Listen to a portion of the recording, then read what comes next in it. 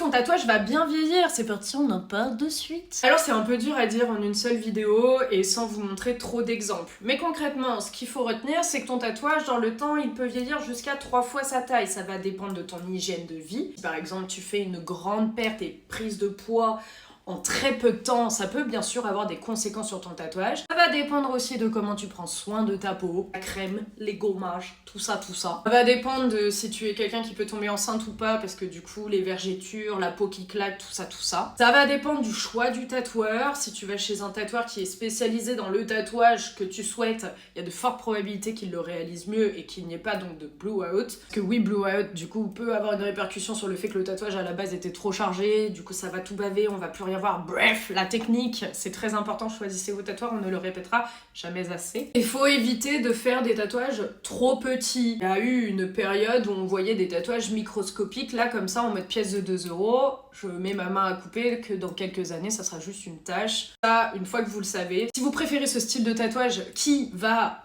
potentiellement mal vieillir dans le temps, vous le faites en toute connaissance de cause. Et vous avez juste à vous référer sur les différents tatouages que vous voyez sur les gens. Après, je suis d'accord, les techniques ont évolué, etc. Donc les tatouages vieillissent mieux qu'avant. Mais il y a une certaine limite quand même à ne pas dépasser. Le mieux est de demander à ton tatoueur, c'est-à-dire ce que je souhaite versus la taille que je souhaite. Et celui-ci va dessiner en fonction les détails pour que ton tatouage vieillisse bien. Et aussi, l'emplacement peut avoir un impact sur le bon vieillissement de ton tatouage. Plus tu es sur une zone en mouvement ou qui va être en contact avec de la transpiration, ici par exemple, les derrière des genoux, bien tes tatouages à ces endroits-là, il va falloir privilégier des lignes assez fat, pareil sur les mains, parce que sinon ça vieillira pas forcément très bien. Une fois de plus, nous on est là pour faire de la prévention, vous conseiller au maximum. Il y a toujours une différence entre ce qu'on vous annonce et ce que vous finissez par vouloir faire, parce que beaucoup, on va être honnête, ne nous écoutent pas. Une fois de plus,